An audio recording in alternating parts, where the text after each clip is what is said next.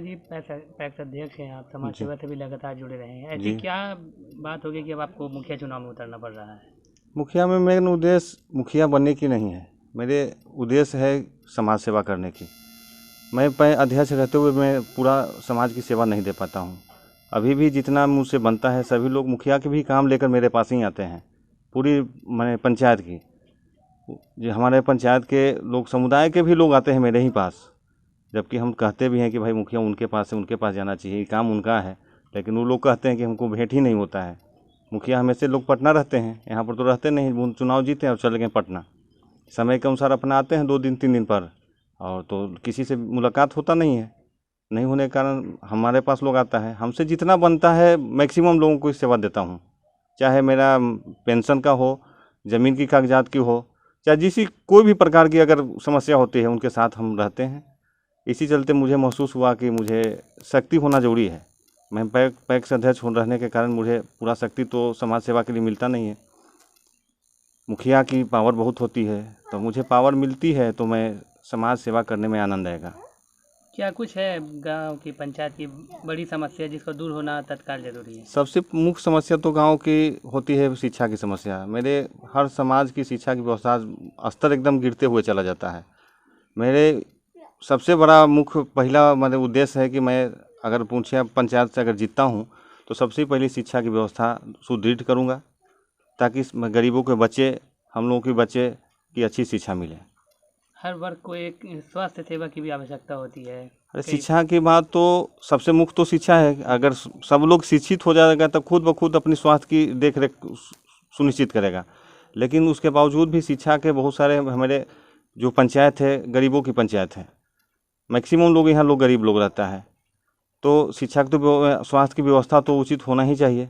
मेरे गांव का एक उप स्वास्थ्य केंद्र भी है, ग्राम पंचायत में चलता है, लेकिन आज उसकी किवाड़ी खोल कर, दरवाज़ा खोल कर देखिएगा तो इतना चूहा का माने अथी है, गंदा खाई लगा हुआ है। कैसे वो लोग आते हैं टीकाकरण के दिन, कैसे वो लोग माने करते हैं, समझ में नहीं आता है। इतना बदबू देता है, संजोगवश एक दिन हम उसको थे तो वहाँ पर चले गए, उसमें नाक नहीं दिया जाता है, इतना बदबू देता है। हमारी मुखिया की देख रेख में है, हर साल नाली गली के नाली वगैरह की स्वास्थ्य माने सफाई के लिए आता है, राशि आता है, जो स्वास्थ्यकर्मी के दोनों के संयुक्त खाता से चलता है। पता नहीं वो लोग क्या करते हैं, नहीं करता है, खाता माने नील हो हमेशा रहता है। कभी भी गांव की वो एक भी नली नहीं होता है जो कभी सफाई होता है, उसमें ब्लीचिंग पाउडर या कोई भी आता है सरकारी योजना के तहत, वो कभी भी छिड़काव नहीं होता है। तो ये सब तो कमी है ही। जी, मुख्यमंत्री का एक सपना 7 निश्चय योजना कितना ज़मीन पे नजर आता अरे है? ज़मीन पर तो अभी तक जितने भी माने हुआ है, हमको लगता है कि हमारे 10 वार्ड है, 10 वार्ड में हर गाँव वार्ड में तो करीब करीब बोरिंग हो चुका है। लेकिन अभी जो मुखिया के ही गाँव में, हमारे वर्तमान मुखिया नीलम देवी के ही गाँव में आज तक बोरिंग होकर रह गया है। कोरामा में भी 4 नंबर वार्ड में अभी तक बोरिंग हुआ, उसके बाद कुछ नहीं हुआ है। आज जहाँ हुआ भी है अभी तो पूर्ण रूप से चालू मेरा ही वार्ड है, 1 नंबर वार्ड में अभी हुआ है, डमरचक हुआ है, मेरे ही वार्ड में पड़ता है, डमरचक एक ग्राम है, वहाँ पड़ा है। हम लोगों को 2 नंबर से कनेक्ट किया गया है, पानी का नल जल जो भी योजना है। अभी तक जो भी गबड़ा खनाया है उसको अभी मैंने जो रोड काट कर पाइप बिछाया गया है, अभी तक उसको भरपाई नहीं किया गया है, नहीं प्लास्टर किया गया है उसका। अच्छा, आपने बताया कि लोग समस्या लेके आपके पास आते हैं, हाँ, इंदिरा आवास की भी समस्या लेकर आते होंगे बहुत लोग। लोग आते हैं इंदिरा आवास, बहुत लोग आते हैं कि इंदिरा आवास भैया हमको इंदिरा आवास करवा दीजिए किसी तरह। हम कल तो मुखिया की भाई पावर है, मुखिया की भी पावर नहीं है, लेकिन मुखिया भी लोगों को बीच में जाकर उल्टा पुल्टा बरगला कर पैसे तसीलना शुरू कर दिए हैं। सभी लोग जनता है, सब लोग से पूछ लिया जाए कि हाँ क्या सच्चाई है क्या नहीं है। अरे मैं तो प्रतिद्वंद्वी हूँ तो कुछ भी कह सकता हूँ, लेकिन ऐसा कुछ बात नहीं है। हम झूठ तो कतई बोलना नहीं चाहते हैं, न बोलते हैं, न किसी के उम्मीदवार का आलोचना करते हैं।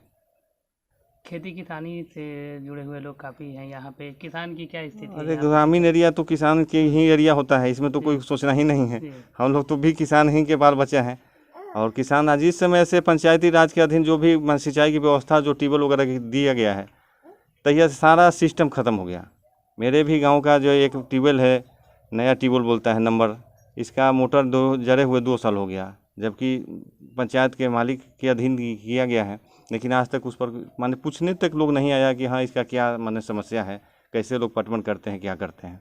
सब लोग अपना अपना बोरिंग करा रहा है, धीरे धीरे कर्ज वगैरह ले करके अपना उसी से मतलब पटवन वगैरह कर रहा है। मतलब कुल मिलाकर कहा जाए तो बुनियादी सुविधाएं नदारद है पंचायत में। हाँ, पंचायत की बुनियादी सुविधाएं नदारद है। गांव में अगर मेरे पंचायत में घूमिएगा तो बहुत जगह रोड पर नाली बह रहा है, सब चीज़ हो रहा है, रोड टूटा हुआ है, ढलैया भी अगर हुआ है तो 2 इंची है, 2.5 इंची कहूँ, इस तरह से हुआ है। सारे टूट गए अभी 2 साल 1 साल हुआ है, ढलैया हुआ है, सब भी खत्म है। अच्छा, अगर आपको जनता इस बार मौका देती है, आपकी क्या प्राथमिकता होगी? सबसे प्राथमिकता तो हमको अभी शिक्षा की व्यवस्था सबसे सुदृढ़ करना है। अगर सब लोग शिक्षित हो जाएगा तो कभी भी कोई समस्या नहीं आएगा। कोई भी प्रत्याशी के भी चुनाव करेगा तो अच्छे प्रत्याशी का चुनाव, अगर हम रहे या किसी और भी भविष्य में आए तो लोग अच्छे प्रत्याशी का चुनाव जरूर करेंगे, मुझे उम्मीद है। अब शिक्षित ही नहीं है तो किसी तरह के कोई बरगला के उससे कोई वोट कोई ले सकता है किसी तरह। और क्या कुछ आप अपने ग्रामीण अपने क्षेत्र में, पंचायत क्षेत्र में करना चाहेंगे, क्योंकि काफ़ी गरीब लोग भी आपने बताया कि यहाँ पे हैं। बहुत गरीब, हम तो गरीब एरिया की मैंने पंचायत मेरा गरीब मैंने हो सकता है नवापुर में अगर इसकी कंपेरिजन किया जाए तो मैंने सबसे गरीब पंचायत मेरा होगा, इसमें कोई दो राय नहीं है। हमारे पंचायत में सबसे ज़्यादा लोग एससी के लोग रहते हैं, तो एससी के लोग रहते हैं तो इसे तो क्या कंपेरिजन किया जा सकता है कि तो गरीब ही लोग होते हैं मैक्सिमम लोग।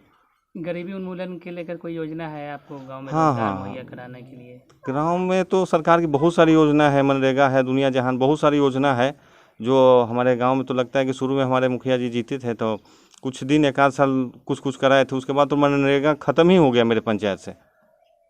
तो गांव के स्तर से बहुत सारा लोग सरकार की योजना, प्रधानमंत्री की योजना, मुख्यमंत्री की योजना तो आ रहा है, लेकिन लोग माने यहाँ के मुखिया प्रत्याशी जो भी हैं चाहे सब लोग को सोच उस तरह के हो कि मेरे पंचायत के विकास करना है। तभी जब सोच होगा विकास करने का तभी विकास होगा। अगर माने कोई भी अगर विकास करने के मुखिया बनने के लिए आता है कि हम मुखिया बनेंगे, लेकिन विकास की सोच होना चाहिए। हम सीधे विकास की सोच लेकर आए हैं, मुखिया की सोच नहीं लेकर आए कि हम मुखिया बनेंगे। आज भी हम पंचायत एक पैक्स अध्यक्ष हैं, उसके बावजूद भी जितना हम मेहनत करते हैं लोगों के लिए शायद कोई पैक्स अध्यक्ष करता होगा। हमको तो लगता है नवापुर प्रखंड भी इतना कोई मेहनत नहीं करता होगा। मुख्यमंत्री भी बिहार के महिला सशक्तिकरण को लेकर काफ़ी चिंतित रहते हैं, कोशिश करते हैं। आप अपने अगर पंचायत में है तो महिला सशक्तिकरण को लेकर क्या कुछ करना चाहिए? महिला सशक्तिकरण तो स्वाभाविक है कि जाकर महिला शिक्षित हो जाएगी, बच्ची हमारे शिक्षित हो जाएगी, बेटी शिक्षित हो जाएगी तो सशक्तिकरण खुद ब खुद अपने आ जाएगी। उसमें हम लोगों को कोई परेशानी नहीं होगा, ना कोई हम लोगों को उसमें ज़्यादा मेहनत करना पड़ेगा। अनपढ़ देहात में तो अनपढ़ ही के चलते सारा लोग शोषण होता है। महिला के बच्चे के शोषण क्यों होता है? क्योंकि अशिक्षित होते हैं वो लोग। और जब हम लोग को जागरूक कर देंगे, शिक्षित कर देंगे तो खुद ब खुद उस सशक्तिकरण में अपने खुद आ जाएंगे। महिला स्वरोजगार को लेकर कुछ योजना? हाँ, हमारे मुख्यमंत्री जी बहुत सारी योजना चला रहे हैं जो बहुत सा महिला को उद्यमी माने योजना के तहत जोड़ना चाहते हैं, लेकिन सोच माने हमारे मालिक हों उस तरह की सोच रहे तब तो ना। तो हम लोग को मेरा सोच है कि बहुत सारा योजना सरकार की है, उसको तहत NGO की तहत भी बहुत सारी योजना है। मैंने अगरबत्ती फैक्ट्री हो, मछदानी फैक्ट्री, बहुत तरह की है कि एक समूह बनाकर उनको इस तरह के उसको मैंने प्रोत्साहन दिया जा सकता है। तो आप आगे अगर मुखिया चुनेंगे तो ये सब कुछ करेंगे? हाँ, मेरी तो मैंने ये एक तरह से उसी उद्देश्य से हम इस चुनाव में हम उतरे हैं कि जितना हमसे बन सके मेरी जनता की जितना सुविधा हो सके हम उनको मैंने तक पहुँचाएँ। अच्छा, चुनाव चिन्ह मिल गया है आपको अब पहले नंबर पे? हाँ, मेरा चुनाव चिन्ह तो मिल चुका है, मेरे मोतियों का माला है, 1 नंबर पर है। और मेरी जनता से अपील है कि अगर इस पद के लायक समझें और मुझे मैंने मुखिया पद की गरिमा को अगर देते हैं तो हर संभव उनकी ख्वाहिश या सुविधा हमसे जितना हो सके उनकी पूरा करूँगा। अच्छा, एक सवाल ये कि अभी चुनाव करीब आते ही मतदाताओं को प्रलोभन देना शुरू कर दिया जाता है, तो मैं क्या अपील करेंगे आप तो मतदाताओं? हम सभी मतदाता से तो हाथ जोड़कर विनती करेंगे कि ऐसी झांसा में मत पड़े, अपनी उज्जवल भविष्य के बारे में सोचें कि मेरे बारे में क्या कौन सोचेगा, क्या मेरे भविष्य आगे क्या होगा। और मान लीजिए क्या कहते हैं, अभी तो जो माहौल चल रहा है तो उसको हम क्या कहना है, हर जगह तो सब लोग जानता ही है, खोलना भी ठीक नहीं उचित लगता है।